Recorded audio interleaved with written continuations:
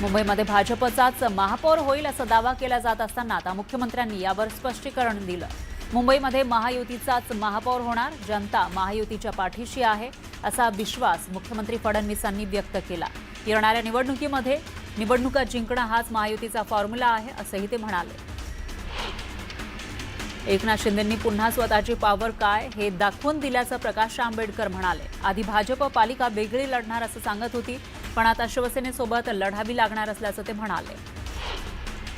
KDMC निवडणुकीमध्ये भाजपची 55 ते 60 जागेची मागणी आहे, यावरून शिवसेना नाराज असल्याची चर्चा रंगली आहे। दरम्यान कल्याणमध्ये भाजप हा महत्त्वाचा पक्ष आहे, त्यामुळे भाजप फक्त 55 जागांचीच मागणी का करणार असा प्रश्न मुख्यमंत्री फडणवीसांनी उपस्थित केला। केडीएमसीमध्ये मागच्या वेळेस आमच्या 42 जागा निवडून आल्या होत्या। कल्याणमध्ये भाजप आणि शिवसेना हे दोनच प्रमुख पक्ष आहेत।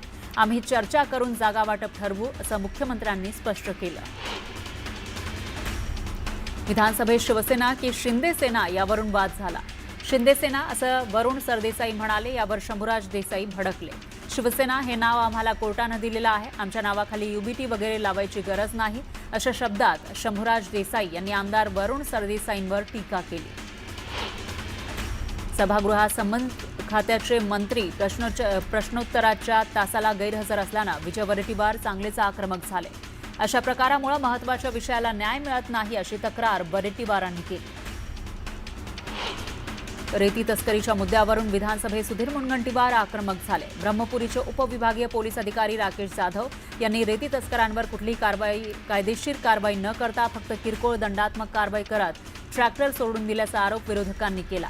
यावेळी मुनगंटीवारांनी तीव्र नाराजी व्यक्त केली आणि थेट संबंधित अधिकाऱ्याच्या एसीबी चौकशी आणि निलंबनाच्या कारवाईची मागणी केली। विधान परिषदेमध्ये अंतिम आठवडा प्रस्ताव मांडण्यात आला। विरोधकांच्या वतीनं सतेज पाटलांनी अंतिम आठवडा प्रस्ताव मांडला। महिला सुरक्षा, महिला आरोग्य, सार्वजनिक आरोग्य, प्रदूषण यासह विविध खात्यांमधील आर्थिक अनियमितता, इन्फ्रा या विषयांवर चर्चा झाली। दरम्यान उद्या या अंतिम आठवडा प्रस्तावावर उपमुख्यमंत्री एकनाथ शिंदे उत्तर देणार आहेत। आम्ही काँग्रेसच्या भूमिकेला अधिक महत्त्व देत नाही, अनेक वेळा काँग्रेससोबत वाद झालाय असं म्हणत संजय राऊतांनी विजय वडेट्टीवार यांच्या वेगळ्या विदर्भासंदर्भातल्या वक्तव्याचा समाचार घेतला। तर आम्ही संजय राऊतांच्या वक्तव्याला फारसं महत्त्व देत नाही असं म्हणत वडेट्टीवार यांनी राऊतांना प्रत्युत्तर दिलं। भाजपला देवेंद्र फडणवीसांना चेकमेट करायचं आहे, म्हणून ते एकनाथ शिंदेंना ताकद द्यायचा प्रयत्न करतात अशी घणाघाती टीका संजय राऊतांनी केली। तसंच त्यांना फडणवीसांची ताकद वाढू द्यायची नाहीये, त्यांना फडणवीसांना दिल्लीच्या दिशेनं येऊ द्यायचं नाही असं मोठं विधान राऊतांनी केलं। तर फडणवीसांना रोखायचं असल्यानंच शहा शिंदेंना ताकद देत आहेत असं राऊत म्हणाले। पुणे जमीन गैरव्यवहार प्रकरणाबाबत अनौपचारिक गप्पांमध्ये अजित पवारांनी मोठं विधान केलं।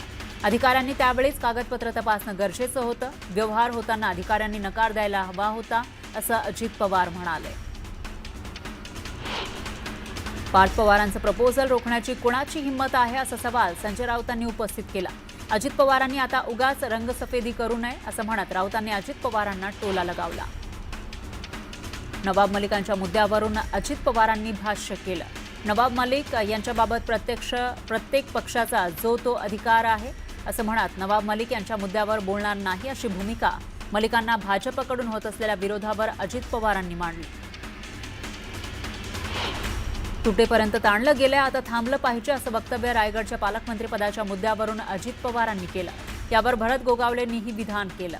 दादा एक पाऊल पुढे गेले तर आम्ही 2 पावलं पुढे जाऊ असं भरत गोगावले म्हणाले। सरकार विरोधी पक्षनेत्याला घाबरतंय, विरोधी पक्षनेता कुठेच ठेवायचा नाही हे सरकारचं लक्ष आहे अशा शब्दात राऊतांनी सरकारवर निशाणा साधला। मुंबई आणि विदर्भ तोडण्याचा प्रयत्न सुरू असल्याची टीका संजय राऊतांनी केली। मात्र वेगळ्या विदर्भाचं स्वप्न पाहणाऱ्यांचा स्वप्नभंग होईल असं म्हणत राऊतांनी राज्य सरकारला सुनावलं। पालघरवर पूर्वीपासूनच गुजरातचा डोळा आहे, सीमा ओलांडून गुजरातची पालघरमध्ये घुसखोरी सुरू आहे असं म्हणत संजय राऊतांनी पालघरमध्ये घुसखोरीच्या मुद्द्यावरून सडकून टीका केली। लहान मुलं बेपत्ता होण्याचं प्रमाण वाढल्यावरून राज ठाकरेंनी मुख्यमंत्र्यांना पत्र दिलं। रस्त्यावर भीक मागणाऱ्या मुलांसोबत त्यांचे आई वडील असतात का असा सवाल उपस्थित करत त्यांची डीएनए टेस्ट करण्याची मागणी या पत्रातून करण्यात आली आहे। वाघ आणि बिबट्याच्या मुद्द्यावरून सुरू असलेल्या राजकारणासह अधिवेशनातील कामकाजावर मनोज रांगेंनी संताप व्यक्त केला। राज्यात आरक्षण, शेतकऱ्यांचा अनेक प्रश्न अजून मार्गी लागलेले नाहीत. मात्र एकाच विषयावर चर्चा करून हे वेळ वाया घालवू लागलेले आहेत. आता 2 दिवसात बॅगा भरतील आणि घरी येऊन झोपतील. पुढच्या निवडणुकीमध्ये यांना घरी बसवा असं म्हणत मनोज जरांगे पाटलांनी इशारा दिला. मनोज जरांगेंच्या प्रकरणी एसआयटी नियुक्ती केली असल्याचं वक्तव्य धनंजय मुंडेंनी केलं होतं. दरम्यान या एसआयटीचं पत्र कुठे आहे असा सवाल जरांगेंनी विचारला. गुप्त एसआयटी स्थापन करून धनंजय मुंडेंचं शुद्धीकरण करायचं आहे का असा सवाल त्यांनी विचारला. आणि एसआयटी नेमली असेल तर नार्को टेस्ट करा, त्याशिवाय मुंडेंना सुट्टी नाही असा इशाराही जरांगेंनी दिला. पुणे ते लोणी काळभोर दरम्यान राज्य सरकारकडून मेट्रोला मान्यता देण्यात आली आहे. वाढती लोकसंख्या पाहता लोणी काळभोर ते यवत दरम्यान पुणे मेट्रोला मान्यता देण्यात यावी अशी मागणी दौंडचे आमदार राहुल कुल यांनी विधानसभेत लक्षवेधीच्या माध्यमातून केली होती. पुण्यामध्ये ठाकरे बंधूंचा एकत्र फोटो वापरत प्रचार सुरू करण्यात आलाय. पुण्याच्या कोरेगाव पार्क परिसरामध्ये बाबू वागसकर यांनी मनसे अध्यक्ष राज ठाकरे आणि उद्धव ठाकरेंचा एकत्र फोटो वापरत प्रचाराला सुरुवात केली. त्यामुळे पुण्यात शिवसेना, युबीटी आणि मनसे एकत्र निवडणूक लढणार का अशी चर्चा रंगली आहे. पुणे महापालिका निवडणुकीमध्ये शहरामध्ये 4000 मतदान केंद्र असणार आहेत. शहरात 900 मतदारांमध्ये 1 मतदान केंद्र अशी व्यवस्था करण्यात आली आहे. शाळा, शासकीय, निमशासकीय इमारती, सोसायट्यांमधील जागांचा यासाठी शोध सुरू करण्यात आलाय. महापालिकेच्या 15 क्षेत्रीय कार्यालयांच्या हद्दीमध्ये मतदान केंद्राची संख्या निश्चित केली जाणार आहे. विधानभवनात तुकाराम मुंढे यांच्या विरोधात लक्षवेधी मांडून आरोप केले होते. त्या पार्श्वभूमीवर आता काँग्रेस पक्षाकडून तुकाराम मुंढे यांच्या समर्थनार्थ मोर्चा काढण्यात आला. मुंढे यांच्यावर करण्यात आलेले आरोप अन्यायकारक असल्याचा दावा करत प्रशासनावर दबाव आणण्याचा प्रयत्न केला जातोय असं म्हणत काँग्रेस आक्रमक झाली.